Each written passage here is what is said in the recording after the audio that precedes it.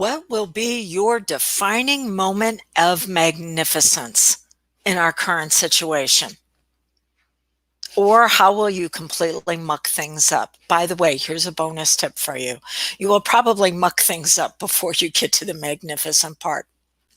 And when I'm talking about mucking things up, I'm not saying, oh, giving yourself a trim on your bangs, trying to cover up the roots, or how not to eat your way through a pandemic. I'm talking about how are you taking on imprints that will act as filters that you will run the rest of your life through. I want to give you some insight on how you can use these challenging times to actually bring yourself out at your best, what I call your unique brilliance.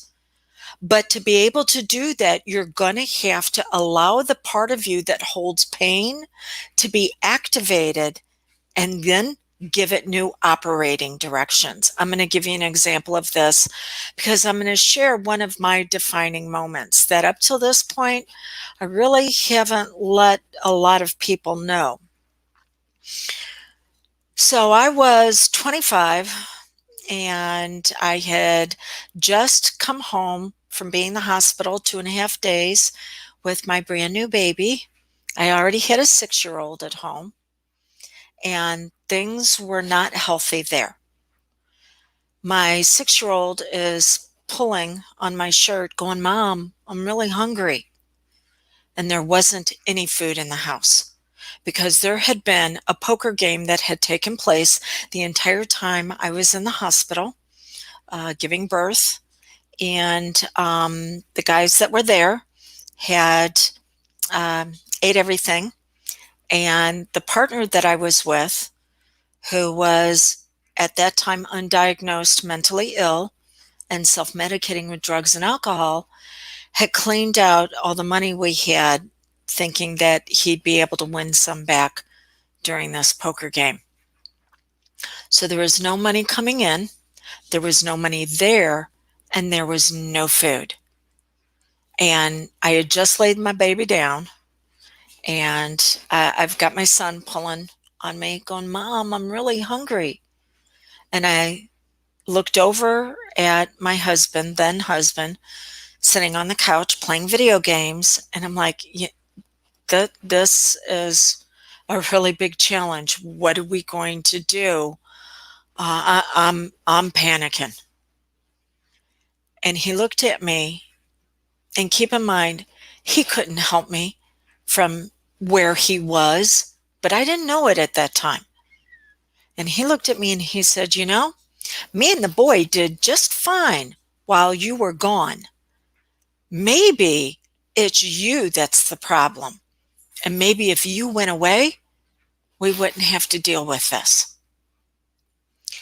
And I remember slumping against the hall in my little apartment and just gazing off into space. I was in shock, just like at times we can go into shock as far as what just happened. But this time was different than anything I had ever been through in my life up to that point. And I remember there was a darkness as I was gazing off. There was a darkness over here on the edges. And it was creeping closer, and I knew it was coming for me. And one part of me was like, no, don't do this. And yet there was another part going, maybe just to rest for a little while, because life is so freaking hard and I don't know what to do. I can't figure it out. Here's an important point to know. You see things as you are, not as they are. And I knew that if that darkness came in and I gave into it, chances were I would not come back. But it still seemed really appealing. Nowadays we can be in things to where it may not be that serious, but zoning out in front of hours of TV that will never take us anyplace, or drowning ourselves in that bottle, or the food, the endless food, can be the same way that we allow ourselves to settle into that darkness for just a little bit. Well, about that time, my baby started crying.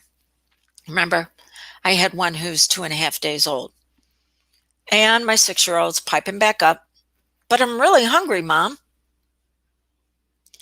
And that was a defining moment for me, because I stood up and I muttered to myself, never again. Never would my end result wind up in the hands of someone outside of me. Never again would I allow myself to get to that place. And a day and a half later, I had a full-time job. Yeah, it was a little bit of a challenge handling a 5-year-old or a 5-day-old and working full-time as well as the 6-year-old. But remember how I said we see things as we are, not as they are? That was my defining moment. That my motivator of freedom and autonomy said, I am going to choose the direction of my life. See, we have different aspects of our personality. There's 5 of them. You've got status, which is how you're perceived as others. Control. What do you feel is in the realm of possibility for yourself? Freedom and autonomy, being in control of where you wind up. Relationships, those you care about. And fairness, justice, and the truth are all wrapped together on the last one. Well, Miss Freedom Fighter stood up and she went to work that day, and it was a defining moment. But that is not the day that I brought out my brilliance.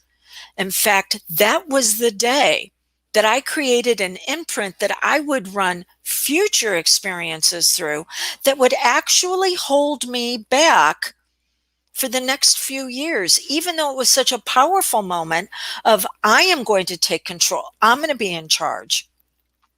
I am never going to let my babies go hungry again. Because the part of my personality that came out, which was freedom with the value of worthiness, came out in a dysfunctional way. And it came out in the way, oh, excuse me. It came out in the way that said, for me to be okay, I have to save others. So, as my mom likes to say, I went from the frying pan into the fire. When we go through an intense emotional experience, or we go through an experience by repetition, something takes place that's known as an imprint. An imprint is a tool that our subconscious mind uses to filter future experiences. That says, who do I need to be in this experience, and what do I need to do? How am I going to focus? What meaning am I going to assign to it with the story I tell myself? And then what actions am I going to take? So I decided I was worth something that day. And I also decided that I was going to have to save my kids. But the subconscious, how it does one thing, it will do most things. And then I discovered that, oh, I am surrounded by people who need to be saved. And I am going to have to go in and either get nailed to the wall because I'm trying to save them, or I'm going to have to martyr myself for them to be okay. Even though it was a very positive progress set, that I was never going to allow my future to be determined by anybody else, I brought myself out in a way that actually continued to hold myself back. So I teach all of my students. I'm a certified hypnotist, in case you're new to my world. And why should you listen to me? Don't listen to me. Test out what I have to say. I teach all of my students how to take their clients from what's known as wound to wealth.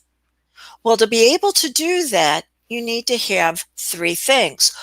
What are you going to focus on?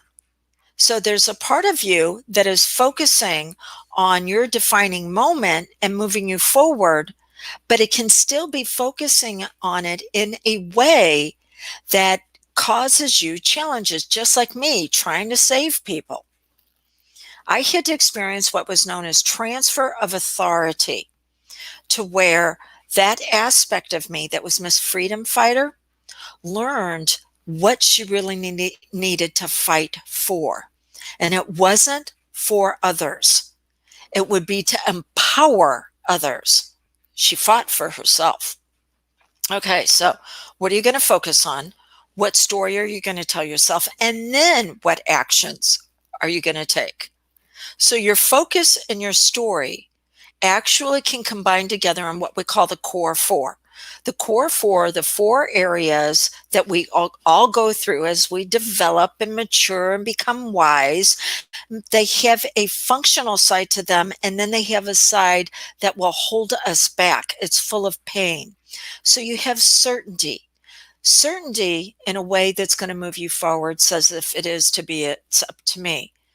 But it's going to hold you back because you've been programmed and conditioned to hand your power over to other people to say that you're okay. I mean, think about it. Going through school, your teachers had to tell you you were okay. And then after you got out of school, you got into a job and your boss was going to tell you when you were okay. And maybe somewhere along the line, there was a significant other and they were going to let you know when you were okay. And maybe you had children and then you started living through them. And that's when you were okay. You never learned to be okay for yourself. After certainty, then we have variety. Variety can come through either freedom of choices. We get to decide, are we going to experience success now or later on today? It's a choice of two yeses. Or drama, where it's yes or no. We experience drama when we feel like our right to choose has been taken from us. And then after that is worthiness. That's the level I was at. Worthiness shows up as significance. How can we pair up with another person and make the world a better place for them? It's one-to-one. And it's also one-to-one where we either think we need to be the savior or martyr ourselves. And then after that, the level of validation. The level of validation says that we want love. That's what we crave. But we have learned to settle for connection, which means we'll hold ourselves back so others in our environment do not feel bad about themselves. You have had a moment of magnificence where you lit the world up because you made a decision. You were no longer going to allow things to hold you back. But because of the situation that you were in, chances are you could have done it in a very dysfunctional way. And because the subconscious mind will continue to seek out people, places, and things to reinforce its previous imprints, even though you stood up for yourself, you continue now to seek out people and situations where you have to keep sticking up for yourself. You have to keep defending on what you believe in, and you have to keep pushing and fighting through. That can be pretty exhausting. The idea is to take a look at what is the other side. What's the progress side? Not positive. Positive mindset has been shown not to work long term because that means there isn't going to be any pain. I'm saying use the pain and find the progress in it, because the law of polarity says everything is created as a whole. You're seeing my front side, but you already know I got a back side. The two are connected. In the same way, your moment of magnificence was connected to your wound. It also holds your wealth. It's in the same place. It just needs to be activated. But to be able to do that, you need to start telling yourself a better story about around what you value. What do you value? And how is that going to lead you into progress? That's one of the things I specialize in. Whenever I went into the field of hypnosis, I discovered something known as parts therapy. It means these different aspects of us are just sub aspects of our personality. You're one person when you're around your friends, you're another person whenever you're at work, another part of you comes out whenever you're with your family. It's just different pieces of you. And right now, you're trying to put together the life that you want to design by pieces that don't even fit in that puzzle. And that's when I utilize hypnosis to talk to the different parts of you and make sure that we activate the pieces that need to move you forward. And the ones that have had your defining moments, we give them the ability to continue the progress, but under a new job description. And then we bring all of it together to make you whole. If you think I can assist you with that after what I've shared with you, you can go to canhypnosishelpyou.com and check it out. It's there on how I assist others and how you can connect with me. But you can go ahead and start the beginning steps of that process now to ask yourself, what was the defining moment of your magnificence? But how did it then program you to continue to muck things up? Because it's seeking out people, places, and things where you have to continually define yourself. What's on the other side of it? What part of your personality can you begin to value and activate? Just like taking an acorn and putting it into the ground, covering it up with soil, and then watering it, nurturing it till it begins to turn into a beautiful oak tree. There's a part of you that cannot be activated until it's been given the proper internal environment. So what part of you is waiting to produce that picture you want to have in your life? And how might I be able to assist you? So, until we get together again, here's to you turning your wound into your wealth.